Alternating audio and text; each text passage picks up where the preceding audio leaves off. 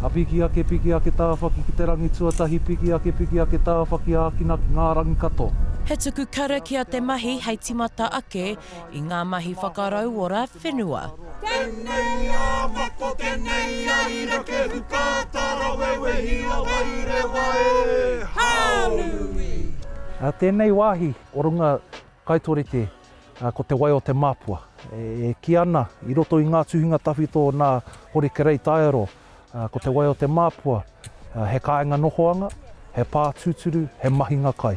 Ko ona kai, he tuna, he aruhe, he pora, he manu. Koinei te ara, e takatakahi ana te maria kia whakatō ai te kakano i roto i te whenua. He oi anō i ona wā ōmua, koinei te upoko me ki o te roto nui o te waihora, tētahi wāhi mahinga kai ki roto i te takiwā o Ngāi Tahu. E pupuru nei i ngā taonga maha, pēnei i te tuna. I ngā wā ōmua, ko o tāua tūpuna tērā, i waihanga nā wharerau, ka kirikiri, ka karikari, te whenua, ka waihanga, he tāhuhu, hei huna, i ngā haumaria o tēnei whenua. Nō reira, kei konei tonu, ngā tohu o ngā mātua tūpuna, nā rua, ki au nei, ko nā wharerau, me ona kauta.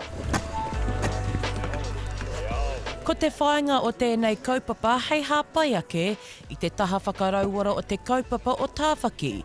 E ai kia Julian Phillips no Tāwhaki, he hiahia kia waiho ngā mahi pāmu kia tūhono anō ki te whenua. For us, the aerospace side of who we are, the innovation isn't the point. It's what it can do for our people and for our planet. And so if we didn't have the Tāwhaki joint venture, we wouldn't even have that 1,000 hectares within the ownership of our whānau. We are working with companies that are interested in the sustainable approach to developing the aerospace industry. One down, 500 to go. Yes! Neke atu i te whātekau heke tā te rahi o te wāhi nei. A ka whakatō ai i ngā huarākau Māori, pēnei i te mātai me te tīkouka. This is a forever project, but we've got a strategy where we've mapped it out and we've got 5 management areas. By the end of this planting season, which we're almost coming to the end of, we would have planted out 2 of those 5, and then we anticipate that over the next 2 years we'll continue to plant some of those.